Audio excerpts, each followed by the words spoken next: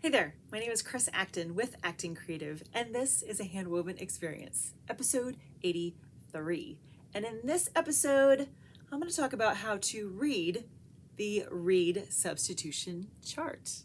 Now, you may be thinking, what the heck is this, and why would I need it? Well, this handy little chart is going to be very helpful when you are planning your project and dressing your loom. So we'll just start from the top. First of all, it is a reed substitution chart, so it has to do with the reed, right? This is the piece that fits into the beater bar of your loom. Now, a reed typically has a certain kind of set spacing to it, and these are called dents, the little spaces in there. And so your reed will be, say, an 8 dent reed, which means there are 8 spaces in 1 inch of your reed. This one here is a 12 dent reed, right? Easy enough.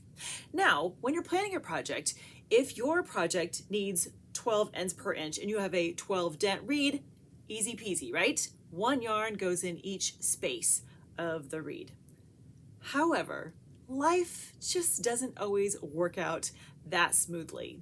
So for those instances, it is handy to have a reed substitution chart. So let me show you what I've got. Now, the one that I blew up a portion of here is from Jane Stafford. If you don't already have a favorite, I highly recommend her chart to go with. It's nice and simple, very easy to follow. So let me show you what it looks like. So first of all, we'll use the example I had before. My reed there is a 12 dent reed. So this line across the top, this is where you start. These are the types of reeds that you might have. You might have a 5 dent, a 6, an 8, a 10, a 12, and it goes on from there. So mine is a 12, right? We got our 12 right there. Now, once you find your number for your reed across the top, here's where you start to slide down the chart. So we'll make it real easy to start. Let's say I am using my 12 dent reed and I need 12 ends per inch. I'm gonna slide down to the 12 here, okay? And then I'm gonna slide right over and it says 1. So I put 1 yarn in each dent of my reed. You got it? Kind of see the motion? So let's do a trickier one. So again, I'm using my 12 dent reed. Let's say that I am doing a 32 ends per inch in my project, right? Some fine yarns there. So I'm gonna start with my 12 dent reed. I am gonna slide all the way down, see if I can find it, to the 32 right there. See that? 12 dent reed, I want 32 ends in an inch.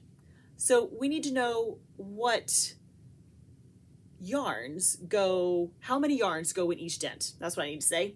So here's my 32. I'm gonna slide this right over here and it says 233. So this means as I start to thread my yarns in the reed, when I'm slaying the reed, that's the word, I'm gonna do it in a order that looks like 2 yarns in 1 dent, 3 yarns in the next one, 3 yarns in the one after that. And then I'm gonna repeat that pattern over and over again. So if you were to do the math then, which works out very well, is that my 2, 3, 3, if you add all those up, you're gonna get 32 ends in an inch. Pretty handy, right? And it's one of those where of course you can figure out the math on your own. But if you have a chart like this at the ready, it's a nice simple way to figure out that little bit of math so you don't have to hurt your head on that part of the planning. There's plenty of other opportunities for you to hurt your brain when planning a weaving project. But I highly recommend getting a copy of a reed substitution chart because you are not going to need it all the time. But when you do, it is wildly handy. So let me know if you've had an opportunity to use one and what's been your experience. And if you haven't, like I said, I highly recommend Jane Stafford's version. It's nice and easy to use. So best of luck planning your next project and slaying your reed. I have no doubt that you'll get the spacing just right. All right, friends, have a great week. Happy weaving.